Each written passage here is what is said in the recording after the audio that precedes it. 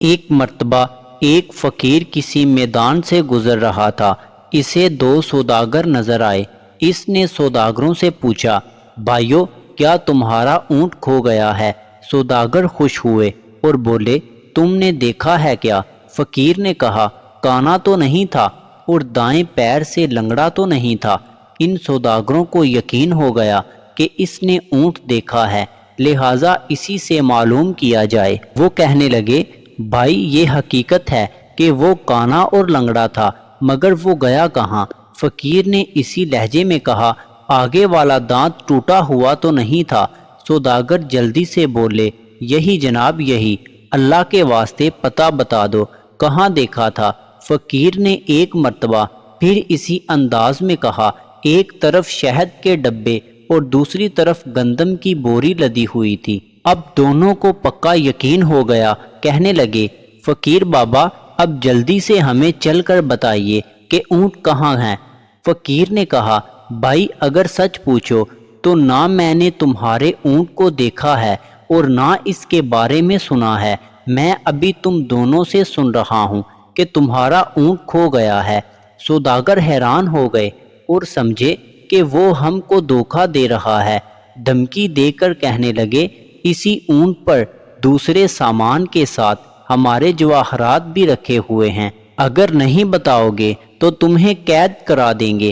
فقیر نے جواب دیا، بھائی مجھے دھمکی نہ دو، میں نے تمہارا اونٹ نہیں دیکھا۔ اس پر سوداگر فقیر کو پکڑ کر قاضی کے پاس لے گئے۔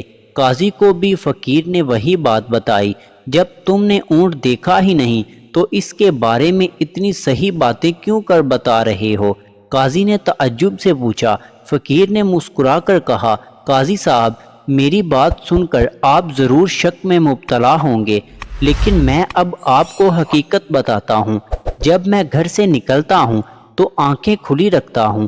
آج صبح میں ایک جگہ سے گزرا تو میں نے دیکھا کہ ایک اونٹ کے پیروں کے نشان تو موجود ہیں، لیکن کسی آدمی کے پیروں کے نشان نہیں ہیں، جس سے میں سمجھا کہ یہ اونٹ رسی توڑا کر بھاگا ہے۔